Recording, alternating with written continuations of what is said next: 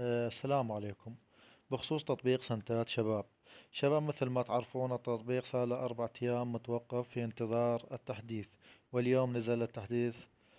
شباب، لكن نزل التحديث فيه ميزات جديدة. خلينا نروح على التطبيق ونشرح لكم. ها هي واجهة التطبيق الجديد يا شباب، تطبيق سنتات. مثل ما تشوفون شباب، ظهرت عندنا قائمة أو مجموعة مجوهرات. شباب النقط ما سنتات حاليا عندنا تصفرت، وإضافة النقط القديمة إلى مجوهرات. يعني أنا عندي تقريبا 10 إلى 11 دولار أصبحن مجوهرات، يعني صار رصيدي بالدولار صفر. لحد الآن ما نعرف شنو هي فائدة المجوهرات. أيضا أضافوا ميزة هي العداد، يضيف العدد أو يزيد العدد من النقط.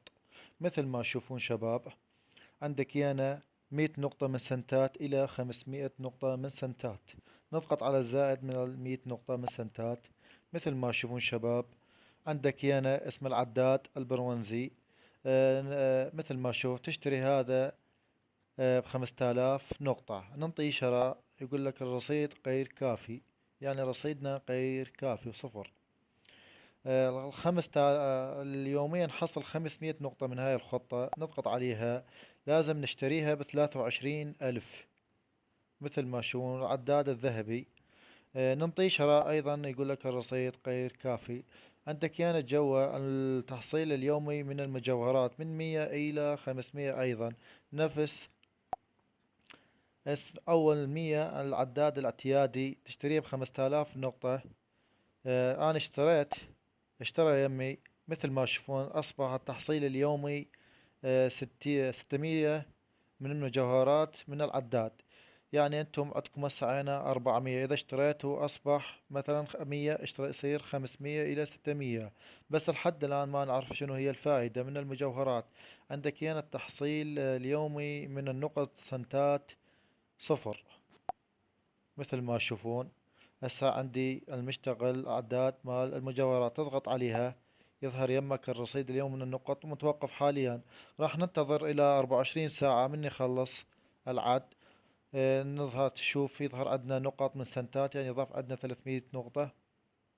يعني يمكن يضاف 300 نقطة من المجوهرات و300 نقطة من نقاط سنتات، ونقدر نشتري بها هاي الميزات.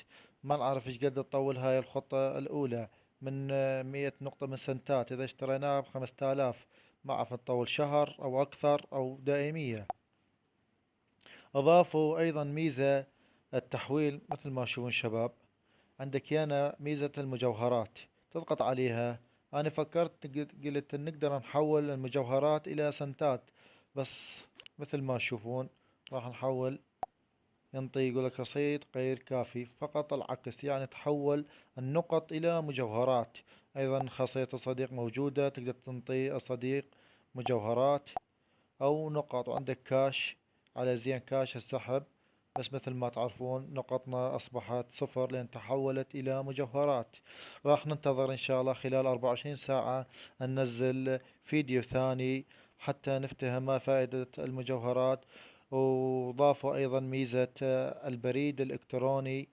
تقدروا تضيفون على حسابكم من تطبيق سنتات، تضيفونه وتوثقونه في البريد الإلكتروني وأيضا الفيسبوك. انتظرونا في فيديو ثاني، وفي أمان الله.